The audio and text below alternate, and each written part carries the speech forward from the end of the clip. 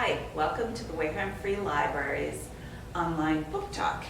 I'm Marcia Hickey, the children's librarian, and today I'm going to talk to you about the novel called Becoming Muhammad Ali, and it's by two authors, James Patterson and Alexander Kwame. James Patterson is the best-selling American author. He has so many books and he's made so much money. This is his brand new children's book. Literally, it's published today, end of January. And this page just shows the list of children's books he's written. He's written more adult books. Kwame Alexander is a Newbery and Coretta Scott King award-winning author, and he won for a sports book called Crossover. And what's important about Kwame Alexander, he writes in free verse poetry. So he describes everything in a poem, and a poem condenses this much experience into this many words. So it's very powerful, but it's very easy reading and very quick reading. This book is good for students grades 4 through grade 7, and it's about a young boy who becomes Muhammad Ali.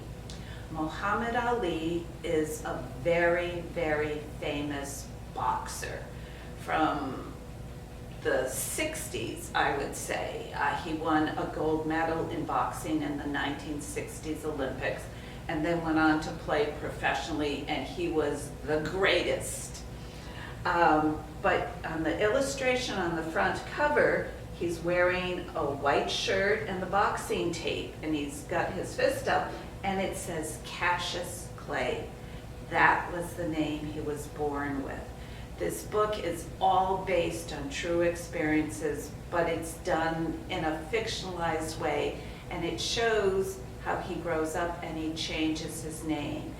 But just know that his great-great-grandfather happened to be a slave, and the man who freed him, that owned him, was named Cassius Clay, and that's where the name comes from.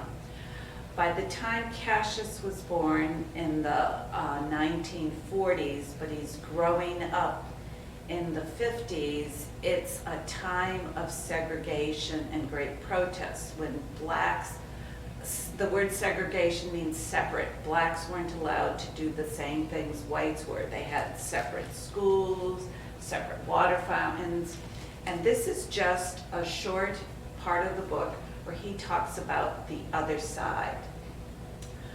And it talks about his brother Rudy and his mother he called Mama Bird, so in the poem he calls her Bird. When Rudy got old enough for Bird to let me take him out and about, we ran, jumped, and played on every inch of Chickasaw Park, because it was in our neighborhood.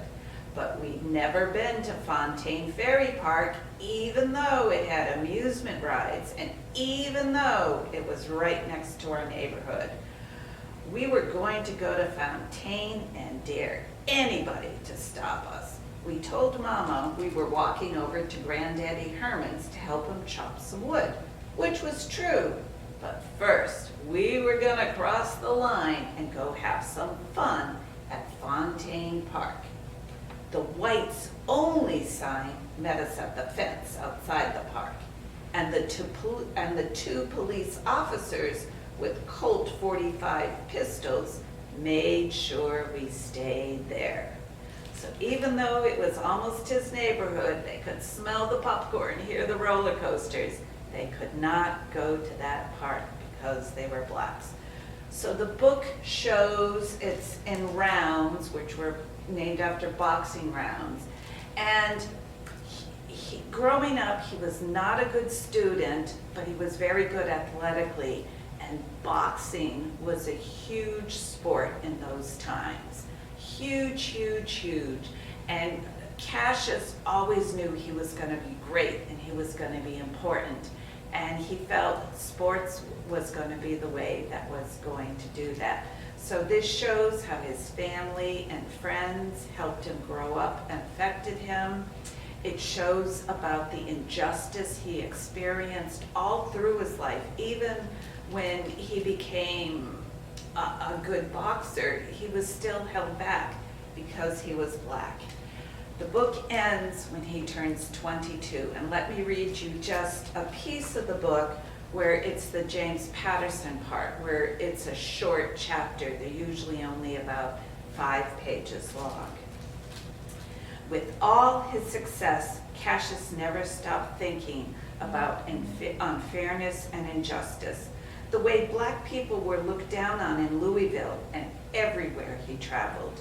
The day after the Liston fight, Cassius announced he had joined the Nation of Islam, a movement that was founded to give black people a new sense of pride, and a week later he changed his name to Muhammad Ali. He said that he now thought of as Cassius Clay as his slave name. So he goes from being Cassius Clay to the greatest Muhammad Ali. And this is a great, fun, easy way to find out about it. I hope you try this book. Thank you for listening.